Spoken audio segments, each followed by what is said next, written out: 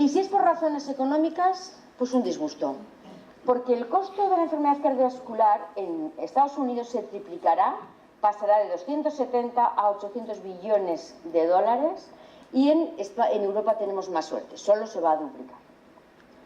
Pero el costo de los fármacos representa en muchos casos algo menos del 30%.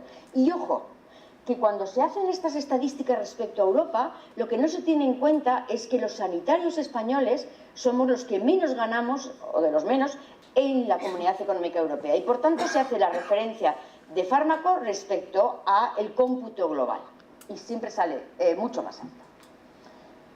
España es una población envejecida con pluripatología y plurifarmacia. Y esto tenemos que tenerlo muy en cuenta a la hora de dar los fármacos. Bueno, este es el costo que se triplica, decíamos, en Estados Unidos. Y únicamente me gustaría que nos fijásemos en esto. Por primera vez estamos empezando a pensar no solo lo que cuesta el paciente al Sistema Nacional de Salud, que es muy importante, sino lo que cuesta el paciente al sistema en general. Es decir, ese paciente que se le trata con una estatina, que no llega a cumplir criterios y que por tanto su placa se sigue desarrollando, que termina en un stent, que después termina en un infarto de miocardio y probablemente asistencia domiciliaria, ¿cuánto le está costando a la sociedad? ¿Cuánto le va a costar a la sociedad? Nos estamos ahorrando el chocolate del loro en la estatina, pero luego vamos a pagar su intervención de stent, de bypass, etcétera, etcétera. En este momento en Estados Unidos se empieza a tener muy en cuenta cuál es la pérdida de la productividad de estos pacientes.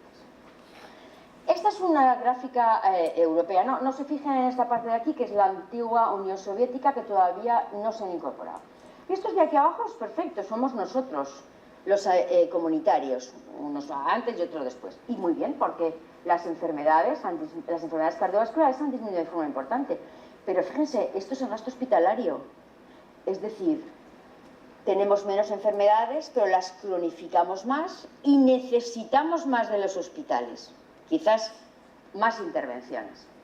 Y el gasto en un hospital es mucho más alto que en cualquier otro sitio. Esta, lo siento, se ha ido. Bueno, era simplemente para una comparativa entre el gasto farmacéutico en un hospital y el gasto en sí mismo, que hay una diferencia realmente muy importante. En la mayoría de las enfermedades cardiovasculares el gasto farmacéutico no representa más del 15-16% frente al gasto hospitalario cuando llegan esos pacientes. Y permítanme que dos palabras respecto a las marcas. ¿Por qué en este país discriminamos las marcas de forma tan importante? Un fármaco que es de marca es genérico y ya cuestan todos lo mismo. Pero detrás de esa marca genérica hay muchísimos millones de euros, casi siempre alrededor de 10 años de elaboración, de trabajo. Se han hecho estudios de farmacología clínica, fase 1, fase 2, fase 3, voluntarios, una corte más pequeña, una corte más grande. Es decir, ese fármaco ha pasado por todos los estadios en lo que es posible para el desarrollo para llegar ahí.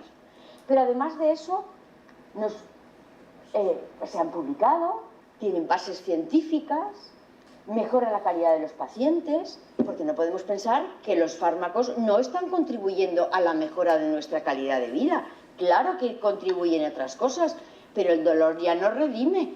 El fármaco está ayudando a que vivamos mejor y más tiempo. Lo que no está claro es que vivamos mejor, pero le hemos dado muchos años a la vida. A la vida no sé si le hemos dado años. Por tanto, ¿por qué estamos penalizando de esta forma tan tremenda las marcas? Es decir, los laboratorios que están invirtiendo para que tengamos innovación terapéutica, para que mañana haya mejores fármacos para tratar cualquiera de las enfermedades que en este momento, cualquier dinero que se invierta en investigación y en formación en médicos, ¿cuántos de ellos nos lo están dando esas farmacéuticas que hoy criticamos y denostamos? Bueno, déjenme que rompa esta lanza a favor de ellos. Bueno, ya estoy acabando. ¿Las políticas de restricción de gastos dan sus frutos? Pues parece ser que sí, porque en los periódicos sale constantemente el dineral que nos ahorramos en fármacos. Lo que no sale tan claro es cuánto nos estamos ahorrando o despilfarrando en pruebas, etc. Se consolida la prescripción por principio activo, perdón, por genérico no de marca, y los laboratorios que han aumentado de forma importante sus ventas y sus beneficios son laboratorios que hacen genéricos, un 18%, genéricos que no han invertido ni un duro en investigación y que cuando lo compramos gana el señor que lo hace y el señor que lo dispensa, pero no revierte nada a la sociedad, mientras que las marcas disminuyen un 15% en el año 2012. Es mucho, ¿eh? Las marcas, es decir, los laboratorios, son los que reinvierten parte de sus beneficios. Un 20, un 30 o un 45, me decían el otro día en un laboratorio. Se vuelve a hacer investigación. El número de prescripciones está estancado desde el 2009. Esto es lógico en un país de personas mayores como es el nuestro, en que la esperanza de vida es muy alta. No queda muy claro. ¿Lo estamos haciendo bien? Pues yo tampoco lo tengo claro. ¿Lo pagaremos en el futuro? Esto sí lo tengo claro. En el futuro, al señor que no le hemos tratado su artrosis, terminará en prótesis. Al señor que no hemos querido tratarle de su hepatitis C, a pesar de que en este momento haya 2 fármacos y le hayamos hecho todas las pruebas genéticas y sea genotipo 1B, es decir, que cualquiera de los 2 fármacos que están en el mercado sería eficaz, terminará en una cirrosis y probablemente en un trasplante bastante más cara, cualquiera de las 2 cosas, que el fármaco, etc. Por tanto, yo creo que tendríamos que replantearnos.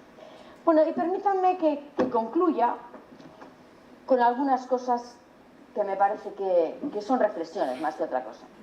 La salud es el bien más importante que tenemos y creo que eso no tenemos nada que objetar. No hay fármacos, hay pacientes. Los fármacos de un mismo grupo terapéutico tienen diferentes características, espero haberles convencido y si luego quieren que les convenza de otros muchos grupos no tengo problema. Los fármacos tienen que responder a las necesidades, características de cada paciente y no al contrario. Es decir, es el paciente el que necesita el fármaco, no el fármaco el que tiene que ir hacia el paciente. El fármaco que necesita el paciente debe ser elegido por el médico en base a sus conocimientos y las evidencias científicas y no en los despachos. Y debe ser competencia legislativa exclusiva del Estado garantizar el derecho de la protección de la salud y la equidad de todos los ciudadanos de este país en base a criterios científicos en todo el territorio nacional. No puede ser que cada vez que nos vamos de una comunidad el paciente mayor polimedicado tenga que cambiar de fármaco porque en una sí se dispensa en uno y en otro sí se dispensa en otro. Y quien debe determinar las equivalencias terapéuticas de los distintos principios activos debería ser la agencia reguladora, en este caso la Agencia Española de Medicamentos y Productos Sanitarios, probablemente la EMA, la Agencia Española y la EMA van de la mano, de acuerdo con directrices, guías internacionales aplicables a nuestro país. Bueno, y les dejo con el juramento hipocrático, que yo creo que tiene exactamente la misma vigencia que cuando lo redactó Hipócrates. Gracias.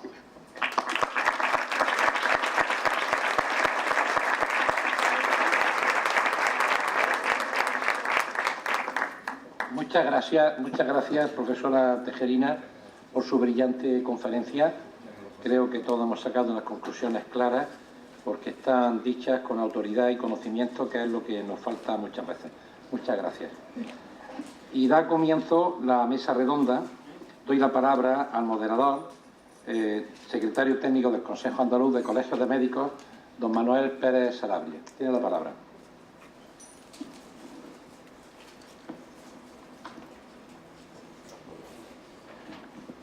Muchas gracias, presidente. Ilustrísimo señor presidente, ilustrísimos señores ponentes de la mesa, ilustrísimos señoras y señores, amigos todos. Mi presidente últimamente utiliza mucho una palabra que precisamente repitió aquí hace una semana la defensora del pueblo de España, Soledad Becerril, que es un término en latín el término autoritas, un término que se ha venido devaluando con el tiempo hasta convertirse en el término autoridad, que es el que figura en el diccionario de la Real Academia de la Lengua, y que poco tiene que ver con lo que era el origen latino de la palabra. Autoritas es el reconocimiento público y notorio de las personas o de las instituciones que tienen conocimiento y saber sobre alguna cuestión. El reconocimiento público de la sabiduría, por decirlo de alguna manera. En esta mesa hay muchas autoritas. Cuando no se escucha a las autoritas, se toman decisiones que se alejan de la razón y que se alejan del interés común. Por eso, cuando habla, como ha hablado ahora mismo, por ejemplo, la doctora Tejerina, de la fórmula para establecer los equivalentes terapéuticos, hay que escucharla, pero tiene que escucharla todo el mundo, porque el que se aleje de esa línea no está actuando, por lo menos, atendiendo a los criterios universales. Hoy la doctora Tejerina ha hablado de las guías terapéuticas internacionales y de los criterios médicos. Hoy la doctora Tejerina está hablando también de autoritas, pero autoritas en el término latín. Bueno, dejo ahí ese lance y paso a presentar la mesa en la que nos van a ilustrar pues, precisamente con eso, con mucho conocimiento y un conocimiento muy necesario en los momentos que vivimos. La primera ponencia que vamos a tener la da el señor don José Miguel Fatas Monforte, se titula El análisis jurídico de las alternativas terapéuticas equivalentes. No voy a hacer una gran lectura del currículum y de los grandes méritos que tienen todos los ponentes porque tendríamos que estar aquí hasta las 12 de la noche, pero por lo menos enunciar que el señor Fatas desarrolla su actividad profesional en el despacho Uría Menéndez en el ámbito del derecho administrativo en sus distintas ramas y especialidades, y especialmente en la rama farmacéutica, contratación pública, infraestructuras públicas, procedimientos sancionadores, telecomunicaciones, farmacéuticos, etc. Actualmente es conocedor de todo el tema de equivalencias y de subasta de fármacos porque está dirigiendo un procedimiento contra la subasta de medicamentos aquí en Andalucía. Así que sin más le cedo la palabra al señor Fatas.